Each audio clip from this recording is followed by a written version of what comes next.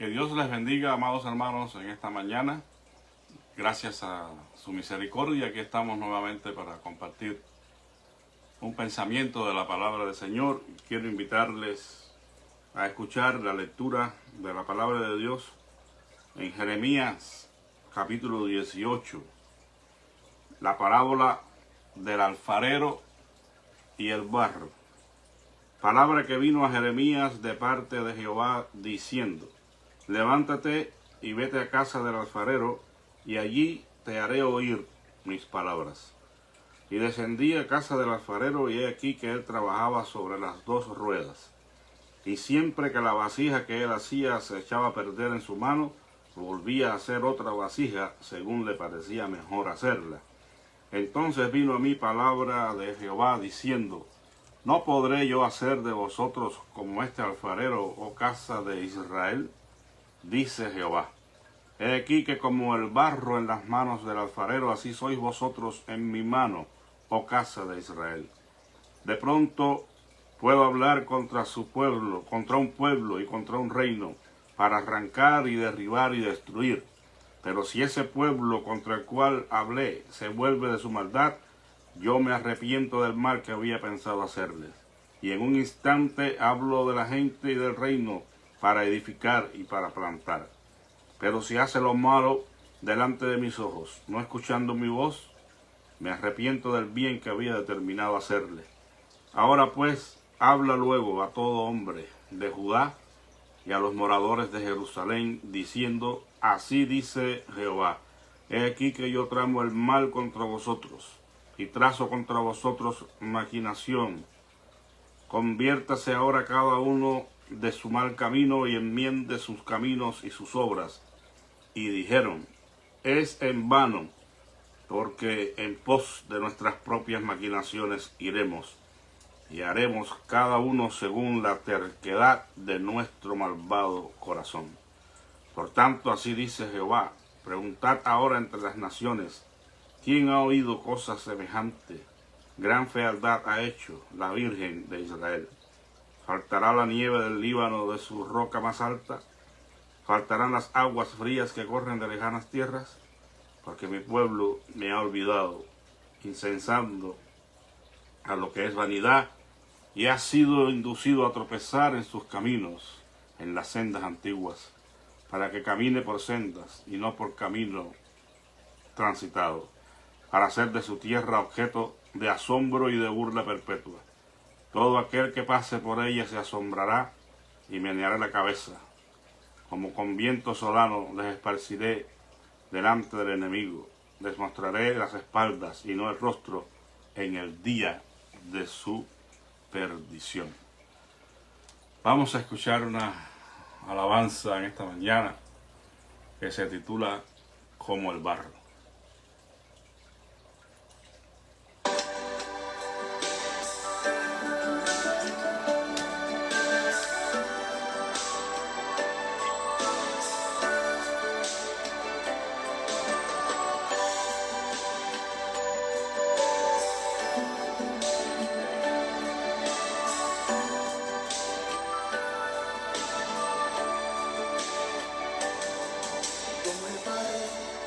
Las manos del alfarero, así soy yo, en las manos de mi Dios. Y como alguien que se siente prisionero, así eres tú, si en tu vida no está Dios. Como el barro en las manos del alfarero,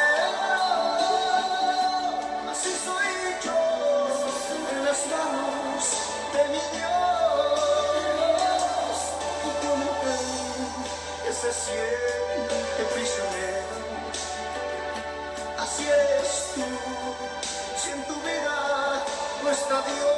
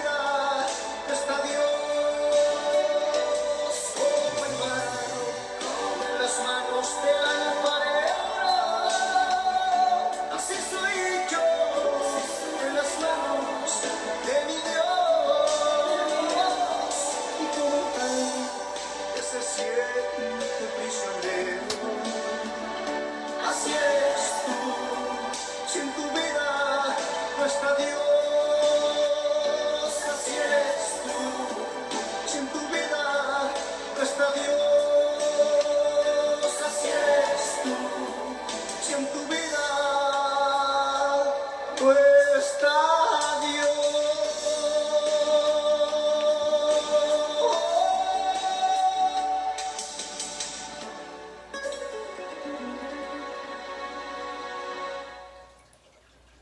Amén. Gloria a Dios. Hermosa alabanza. Como el barro en las manos del alfarero. Bueno, como el barro, he titulado a esta pequeña reflexión en esta mañana.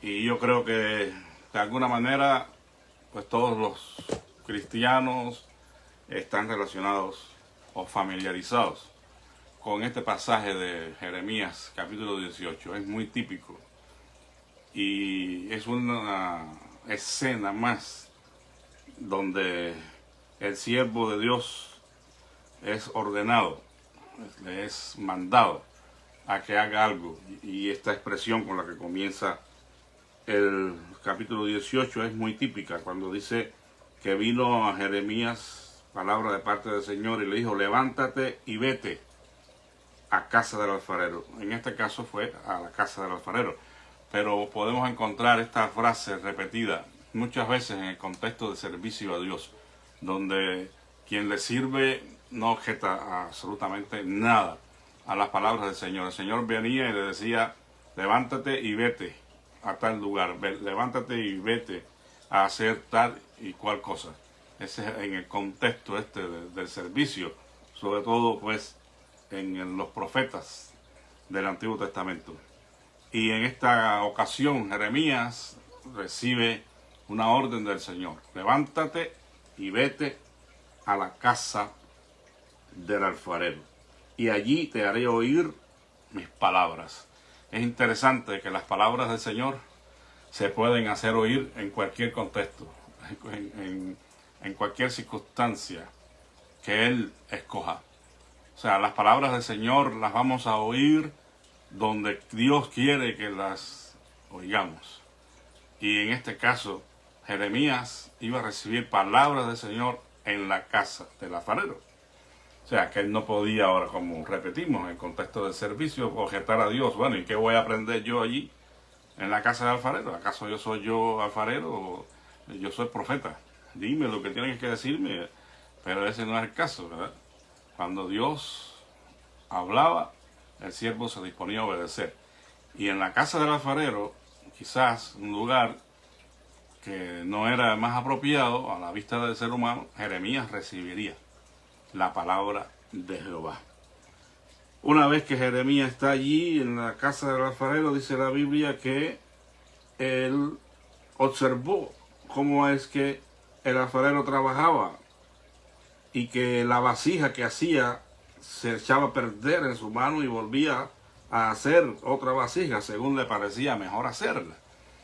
Es una imagen pues típica, ¿verdad?, de lo que ocurre en la casa de un alfarero. Y Jeremías quizá dice: bueno, ¿y eso qué tendrá que ver conmigo y con el pueblo? Bueno, el Señor inmediatamente le deja escuchar su palabra y le dijo inmediatamente: no podré yo hacer de vosotros como este alfarero, oh casa de Israel, dice Jehová. He aquí como el barro en las manos del alfarero, así sois vosotros en mi mano, oh casa de Israel.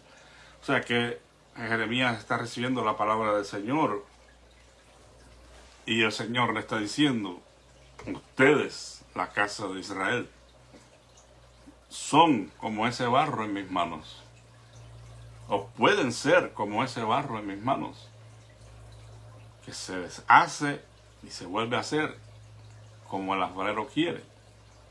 Y el Señor quiere que su pueblo pudiera ser en sus manos como ese barro, moldeable, materia manejable, suave, hasta que la forma deseada por el alfarero pudiera lograrse. De esta misma manera, la forma que Dios quiere que su pueblo asuma sería posible si ellos se dispusieran a hacer como el barro en las manos del alfarero.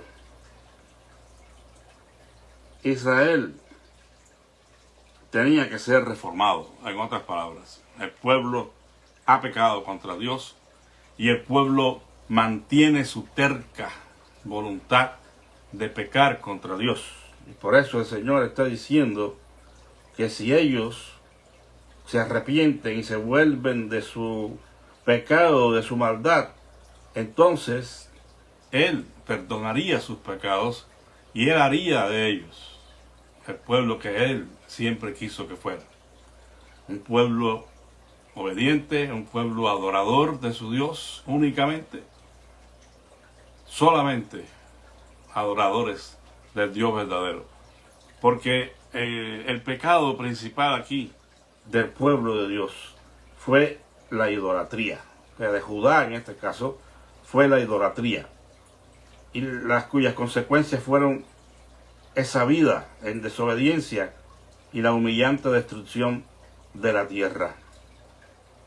Olvidado se usa como una palabra aquí un poco fuerte en el versículo 15, porque mi pueblo me ha olvidado, incesando a lo que es vanidad, y ha sido inducido a tropezar en sus caminos, en sendas antiguas, para que camine por sendas y no por camino transitado. Es decir, que aquí esta palabra se usa en el contexto de que Israel, Judá, había quitado sus ojos de Dios y estaba adorando a otras deidades. La idolatría fue una de las consecuencias del castigo, de la disciplina de Dios sobre su pueblo. Y bueno, también pues el descuido de mandamientos directos que Dios había dado, como el mismo descanso a la tierra. Israel había pasado por alto esto, y el Señor les está diciendo: arrepiéntanse, vuélvanse de sus malos caminos, y ustedes sean como el barro en mis manos. Déjense moldear. Dejen que yo trabaje en sus corazones y que yo logre el producto deseado. Y eso es lo que la voluntad obstinada y terca no quiere. Por eso es que dice el versículo 12: y en vano, dijeron ellos, en vano, es en vano, porque en pos de nuestras propias maquinaciones iremos y haremos cada uno según la terquedad de nuestro malvado corazón. Imagínense, hermanos, que manifiesta está la rebeldía del pueblo, que aún escuchando las palabras del profeta, que son las palabras de Dios, llamándoles al arrepentimiento, a rectificar sus caminos y sus obras, ellos dicen: es en vano. Nos estás hablando en vano, Jeremías, no pierdas más tu tiempo. Nosotros vamos a seguir en nuestros caminos. Estamos resueltos a seguir haciendo, en otras palabras, lo que nos da la gana. Qué triste situación esta. El alfarero deseoso de hacer una obra hermosa y perfecta de su pueblo, y el pueblo resistiéndose, el pueblo rebelándose, el pueblo obstinado a seguir en sus caminos. Y esto es algo muy triste, amados hermanos. La obstinación, la terquedad nos priva de la bendición de Dios. Nos priva de que Dios obre en nuestros corazones y haga el producto perfecto, hermoso que Él desea hacer. Cuando somos tercos, obstinados, no somos barro. No somos barro maleable, a quien Dios puede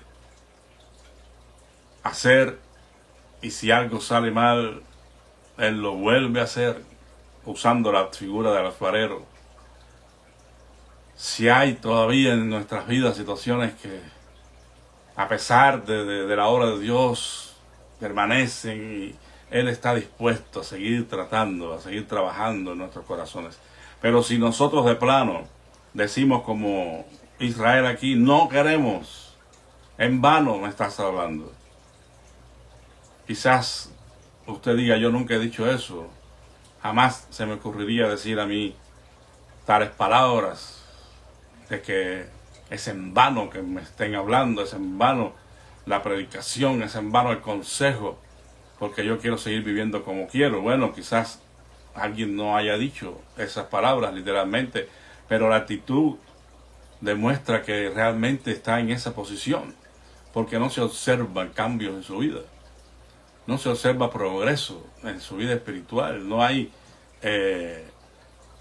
enrolamiento, involucramiento en el servicio a Dios, cuando debía haberlo, porque si somos salvos para servir. Sabemos en lo más profundo de nuestro corazón que hay un estancamiento en nuestro progreso espiritual. Y hermanos, la única palabra es, o la única razón es la terquedad, es la obstinación a querer ser quienes somos, a permanecer siendo quienes somos, y no dejar que Dios transforme nuestras vidas, porque nosotros sabemos en el fondo que es un proceso que duele. No podemos decir que sea algo fácil. El apóstol Pablo mismo decía en cuanto a los cristianos en Galacia, que él sufría dolores de parto hasta ver la formación de Cristo en ellos. Y como le duele al siervo, como le duele a Dios ver que el barro no quiere asumir la forma, pues al barro también le duele. Hablando en sentido figurado, porque aquí el barro literalmente pues no tiene la capacidad de sentir absolutamente nada. Pero la persona que no quiere, que se resiste al cambio en su vida, sufre. Y finalmente recibe el castigo de Dios. Pero aún el que quiere, en el proceso de ser cambiado y transformado, también tiene dolor y siente dolor. Porque es comparado precisamente en otros contextos, como la figura de la vida en el vientre de la madre. Ese embrión va creciendo y ese crecimiento produce dolor también.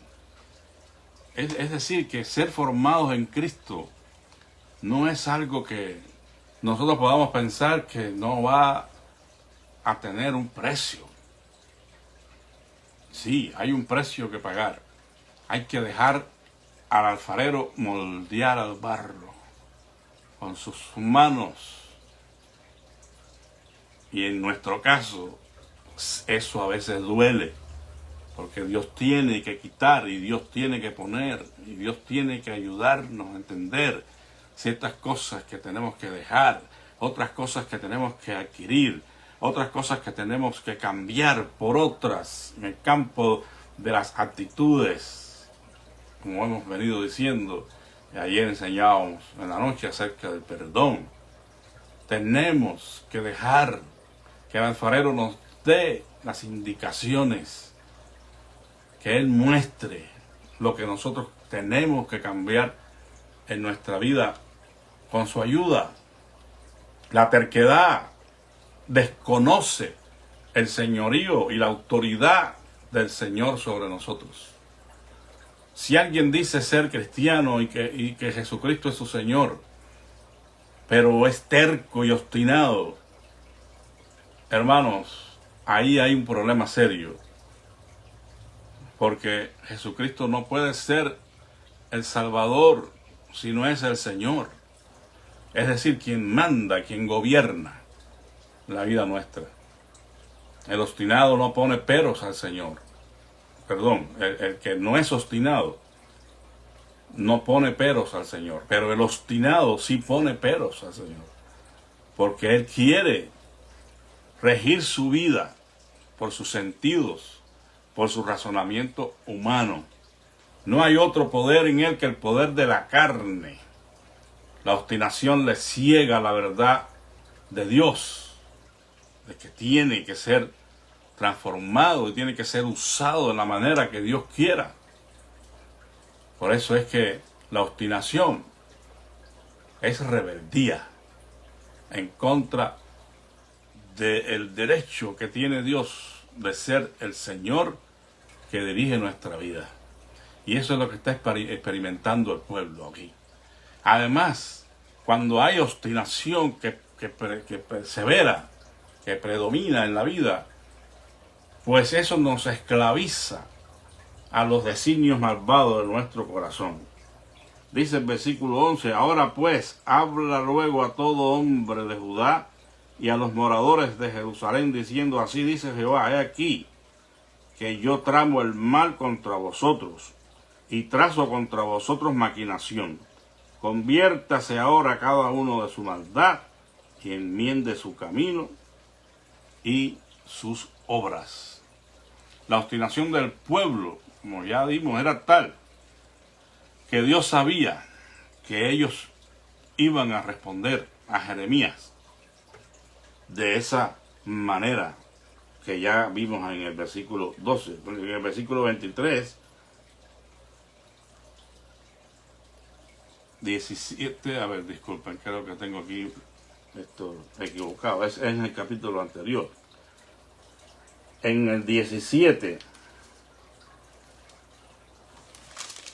23, dice, pero ellos no atendieron ni inclinaron su oído, sino que enfurecieron su cerviz para no oír ni recibir corrección. O sea, y esta realidad había sido advertida por Dios a Jeremías.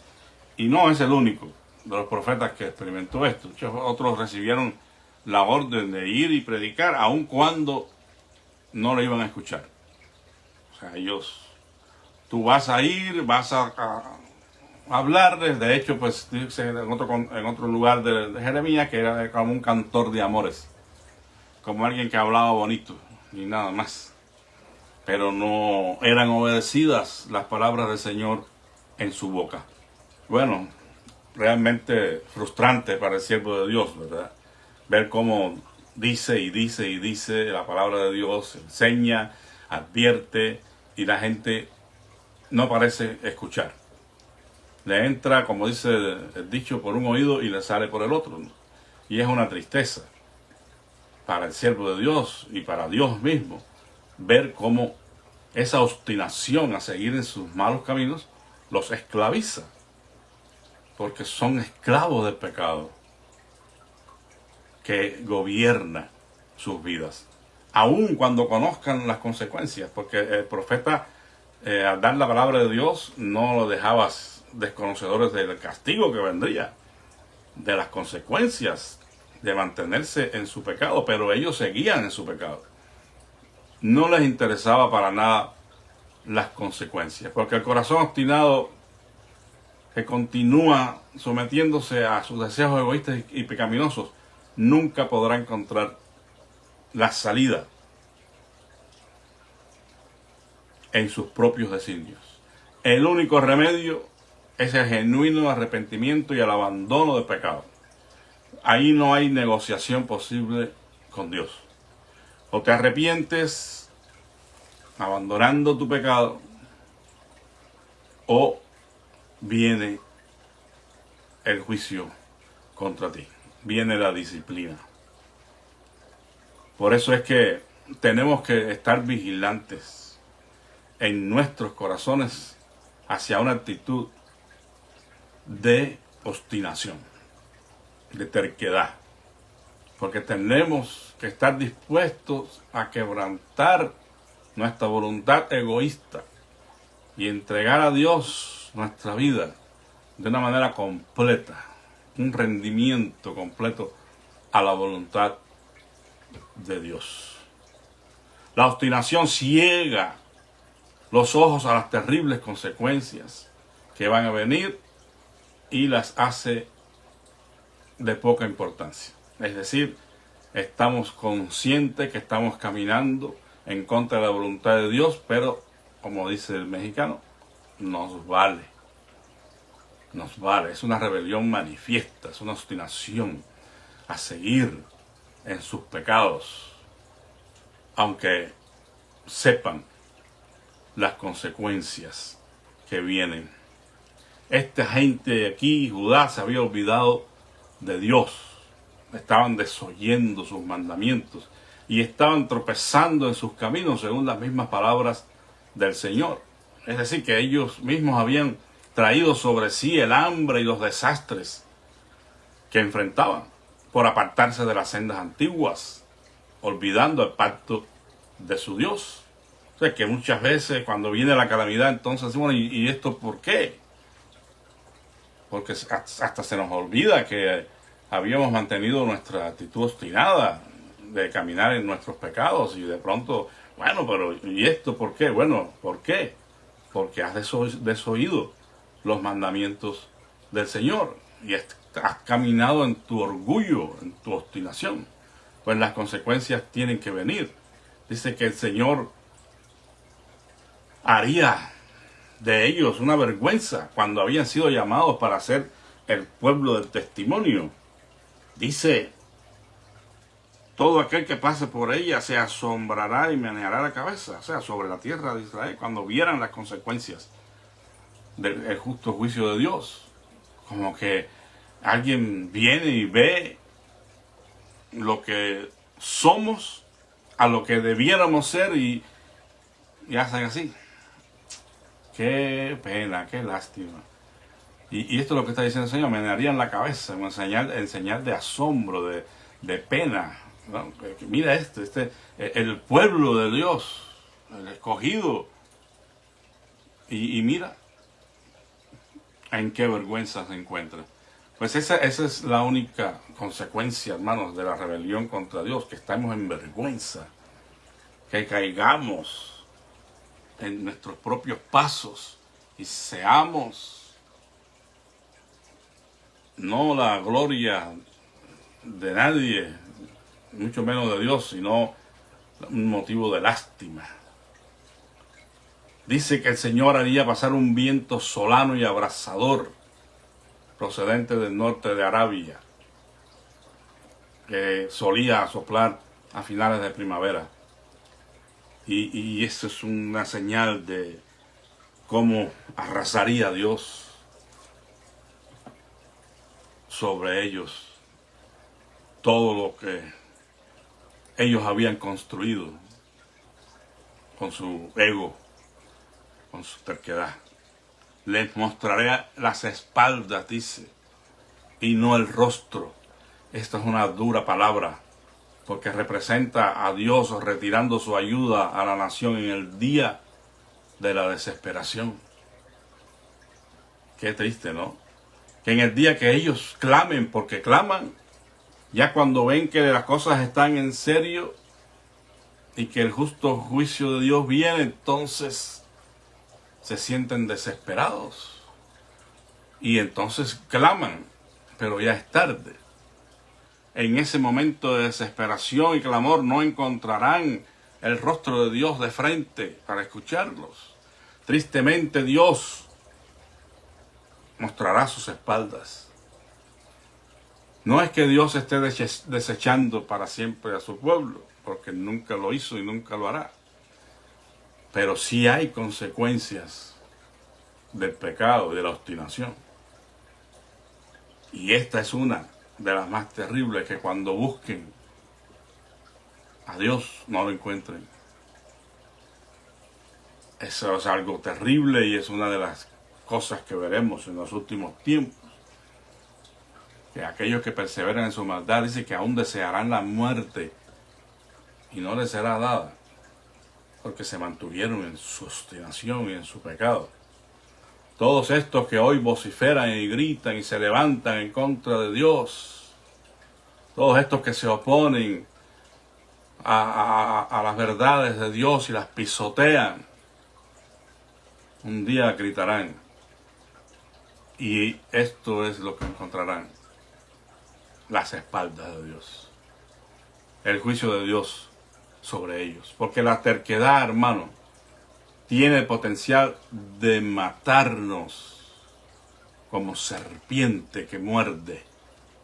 La terquedad no permite que desarrollemos nuestra vida espiritual, nuestra relación con Dios. No permite que seamos esa vasija que Dios quiere finalmente formar, porque se opone. Y llega el momento en que ya no hay solución. Ya no hay nada que hacer. No permitamos eso. Porque la terquedad nos puede matar. Miren, se cuenta de un hombre llamado André Pouchet de Rouen, un francés que era perforador de pozos. Este hombre apostó ante un grupo de amigos. Estaban en un restaurante un día y apostó a que él se bebería 39 vasos de vermut en 10 minutos. Imagínense ustedes, 39 vasos de esta bebida en tan solo 10 minutos. Y todo el mundo inmediatamente pues apostó porque sabían o daban por seguro de que perdería la apuesta. Bueno, saben que el hombre ganó la apuesta. Se tomó los 39 vasos de vermut en 10 minutos. Pero ¿sabe qué? Cayó muerto. Cayó muerto. Ganó la apuesta, pero perdió la vida. Bueno, aunque le parezca raro lo que le voy a decir, puede ser que el obstinado y terco le gane a Dios. Puede ser que se salga con la suya, manteniendo su voluntad egoísta, obstinada, aferrada a su manera de vivir. Puede ser que le gane a Dios, pero de seguro morirá. Puede ser que lleguemos hasta el final de nuestra vida obstinados a vivir como queremos, pero ¿y después? Después de la muerte, ¿qué? Cuando estemos ante el juicio del trono de Dios, ¿qué? No vale la pena, amado amigo, amado hermano, no vale la pena. Mejor es que Él triunfe para que vivamos. Mejor es perder la apuesta y rendirnos a la voluntad del Señor para que Él haga con nosotros como Él quiere. Como diría Juan, es necesario que Él crezca y que yo mengüe. Que yo sea menos, pero que Él sea más. Esa sería la verdadera victoria de nuestra vida, nuestra verdadera realización. Es encontrar en Dios todo y que Él pueda hacer con nosotros como Él quiera hacer. Por eso es que decimos que no todo está irremisiblemente perdido para el corazón obstinado y terco. Siempre existe la posibilidad de volverse a Dios, de arrepentirse, de someterse a su voluntad y convertirse en fieles siervos, adoradores de su santidad.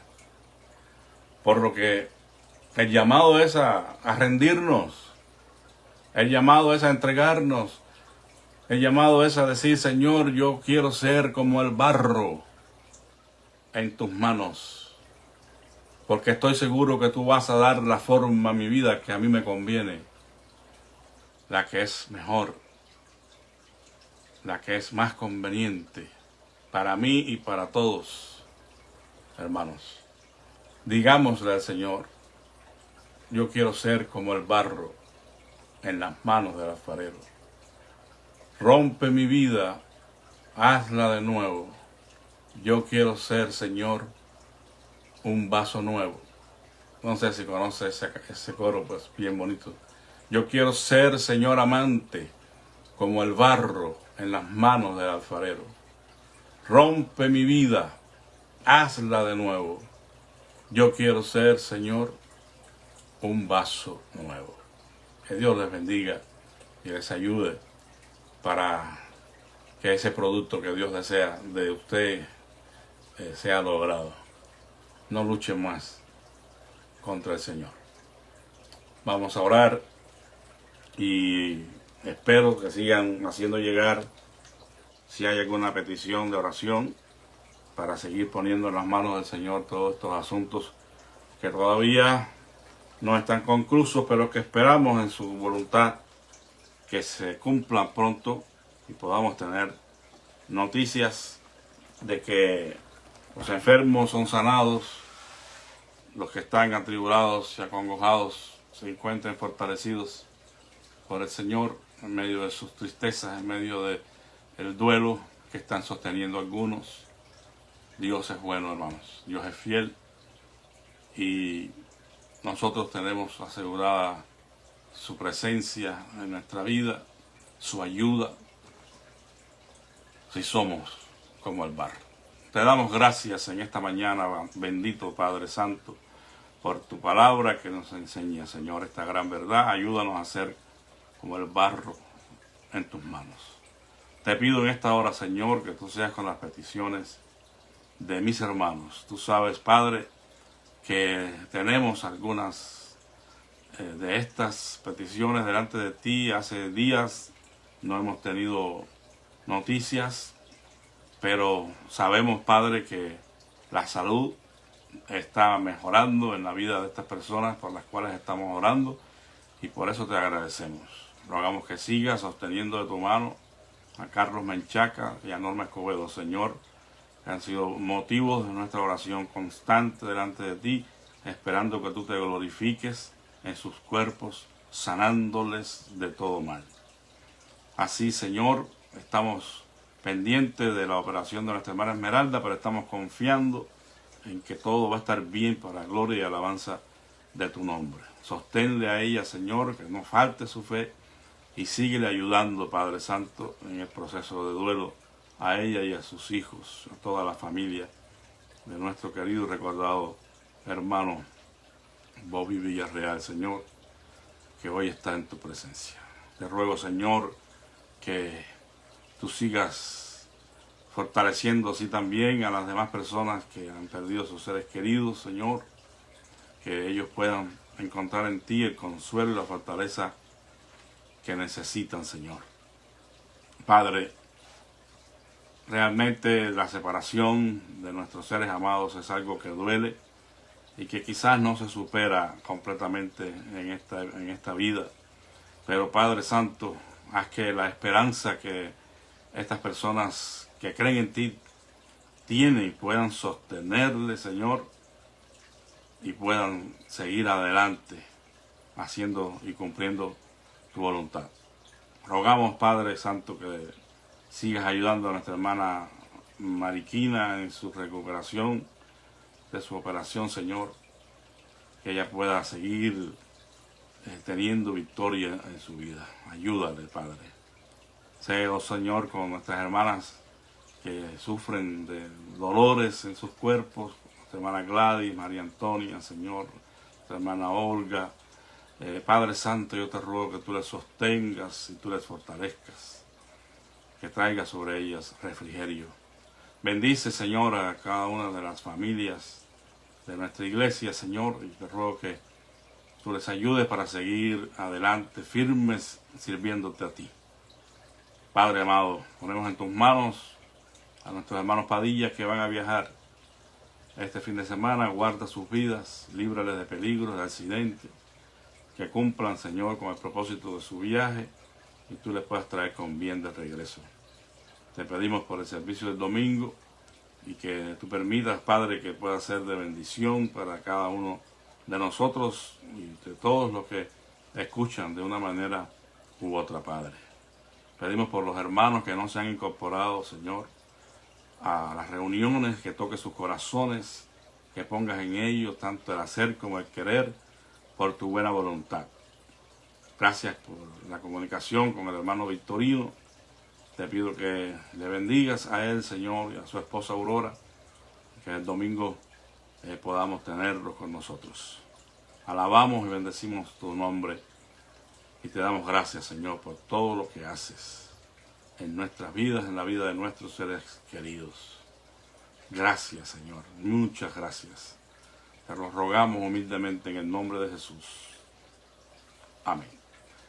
Que Dios les bendiga y que tengan un excelente día. La paz de nuestro Señor Jesucristo sea con todos ustedes, hermanos. Amén.